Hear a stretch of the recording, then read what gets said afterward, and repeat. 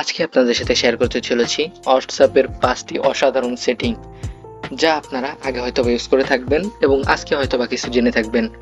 তো চলুন স্টার্ট করি।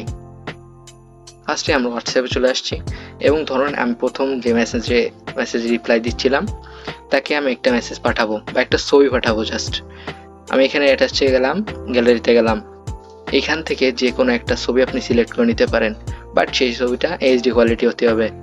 এখানে আমার অনেক ছবি দেখতেছেন, বাট এগুলো আমার ক্যামেরা থেকে তোলা না, তো আমি এখান থেকে একটা সিলেক্ট করে নিছি। এখন আপনাকে উপরে দিয়ে খেয়াল করে দেখতেছি এখানে এইচডি লেখা একটা বাটন আছে, এরপর চাপ দিবেন, দেখবেন এইচডি কোয়ালিটি। এই ছবিটি আপনি যাকে সেন্ড করেন না কেন, ছবিটি কিন্তু এইচডি অবস্থায় যাবে এবং সে যে ছবিটা পাবে সেটাও এইচডি হবে। তো এটা আমি সেন্ড করে দিলাম, জাস্ট সেন্ড হয়ে গেল। এভাবে সে যখন ছবিটা পাবে তখন এইচডি ছবি অবস্থায় পাবে। এরপরে যে আমাদের টপিকটি রয়েছে সেটা হলো মেসেজ এডিট।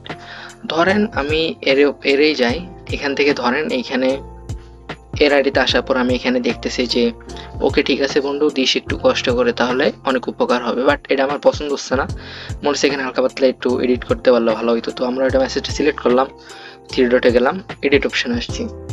এডিট অপশান আসার করে এখানে ধরেন এই কষ্টটুকু বাদ দিয়ে দিই, এখানে একটু বাদ দিয়ে দিলাম, দিয়ে টিক দিয়ে দিলাম। দেখেন এটা কিন্তু আমার হয়ে গেল, সেন্ড হয়ে গেল এবং আমার মেসেজটাও এডিট হয়ে গেল। এইভাবে আপনি আপনার দরকারি মেসেজগুলো এডিট করতে পারেন। দেখা গেল ভুলবশত অনেকের কাছে চলে যেতে পারে, সেগুলো আপনি এডিট করে কাস্টমাইজ করে পরে আবার ঠিকঠাক করে দিতে পারবেন। এরপরের টপিকটা হলো অন টাইম মেসেজ সেন্ড। ধরেন আমি এই যে আমার এক বন্ধু, এখানে আমি ওয়ান টাইম একটা ফটো সেন্ড করব। তো আমি এখানে ফটোতে অপশানে গেছি, এখানে ধরেন আমি আমার এই ছবিটা আমি ওকে সেন্ড করব, বাট ওয়ান টাইমের জন্য।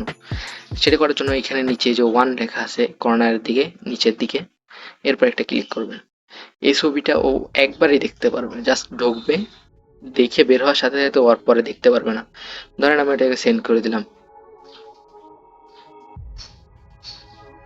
ওর ধারে ছবিটা যাওয়ার পরে ও একবারই দেখবে মাত্র, পরে আর ঢুকতে গেলেও সে পারবে না। এরপরে আমাদের আকর্ষণীয় অপশনটি হলো ওয়ালপেপার। তো আমরা ধরেন হোয়াটসঅ্যাপে ঢোকার পরে যে কোনো একটা আইডিতে ঢুকি, ধরেন এই যে আমার আপুর আইডিতে আসছি, আসার পরে এখান থেকে আমরা ওয়ালপেপার অপশনে যাই। দেখছেন থ্রি ডট থেকে ওয়ালপেপার অপশন, এখানে আবার দেখাই, থ্রি ডটে যাবেন, ওয়ালপেপার অপশন যাবেন। এইখান থেকে আপনার যে কোনো একটা কাস্টমাইজ ওয়ালপেপার সেট করতে যাচ্ছেন, তাহলে আমি আমার কাস্টমাইজ ওয়ালপেপার সেট করব। তো এখানে আমি মাই ফটোতে চলে যাই, দেখতে পাচ্ছেন এখানে যা ছবি আছে সব হলো আমার নিজস্ব ছবি। তো আমি নিচের দিকে এখানে যে কোনো একটা ওয়ালপেপার ছবি আমি সিলেক্ট করে নিই। ধরেন আমি এটা সিলেক্ট করতেছি, এটা রেজুলেশন একটা খারাপ, এটা দেওয়ার দরকার নাই, আমি আর একটু দেখি যদি আর কিছু পাই। এটা কেমন, এটা রেজুলেশনও ভালো না, মানে কোয়ালিটি যদি ভালো না হয় তাহলে আপনার দিয়ে কোনো লাভ নাই, আপনার ইরাও ভালো হবে না। সেক্ষেত্রে আপনার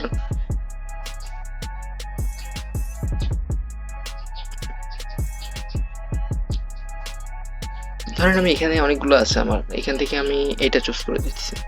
তো দেখেন এটা কিন্তু কোয়ালিটিটা অনেক সুন্দর এবং পিছনে একটা বাগান বাগান টাইপের একটা ফিল।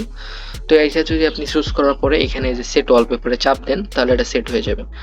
এখন এটা এখানে দুটো অপশন আসছে, ফর দিস চ্যাট, মানে অনলি এইটা চ্যাট এর সাথে অ্যাড হবে নাকি আরও যেগুলো আপনি চ্যাট করছেন সেগুলোর সাথে অ্যাড হবে। তো যেহেতু আমরা এটার সাথে চ্যাট অ্যাড করবো, এই জন্য আমরা ওকেতে চাপ দিলাম। তো দেখতে পাচ্ছেন পিছনে ব্যাকগ্রাউন্ডটি অনেকটা চেঞ্জ হয়ে গিয়েছে। তো এইভাবে আপনি যে কোনো কারোর সাথে যে চ্যাটটা করতেছেন তার নিচের ওয়ালপেপারটা চেঞ্জ করতে পারবেন। বাট এটা কিন্তু আপনার হোমের ওয়ালপেপার না, যে কোনো একটা চ্যাটের ওয়ালপেপার চেঞ্জ হবে। এরপরে অসাধারণ যে সেটিংটি রয়েছে সেটা হলো অ্যাপ লক। তো অ্যাপ লকটি আপনাদের অনেক প্রাইভেসিতে কাজে লাগবে এবং সাধারণত আমরা দেখি না যে হোয়াটসঅ্যাপে লক দেয়, বাট অনেকের ক্ষেত্রে হোয়াটসঅ্যাপে লক দরকার হয়। সেক্ষেত্রে আমাদের থ্রি ডটে যাইতে হবে, সেখান থেকে সেটিংয়ে যাইতে হবে, সেখান থেকে আমাদের আসতে হবে প্রাইভেসিতে। এখান থেকে আমাদের একটু নিচের দিকে গেলে আমরা দেখতে পারবো অ্যাপ লক। অ্যাপ লকে ঢোকার পর যদি আমরা এটা অন করে দিই তাহলে আমাদের অ্যাপ লকটা অন হয়ে যাবে।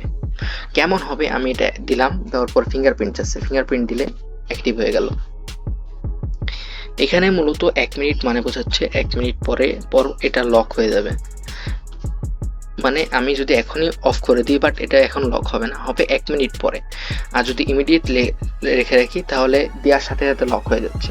যদি 30 মিনিট দিয়ে রাখি মানে 30 মিনিট আনলক থাকবে, তারপরে যা লক হয়ে যাবে।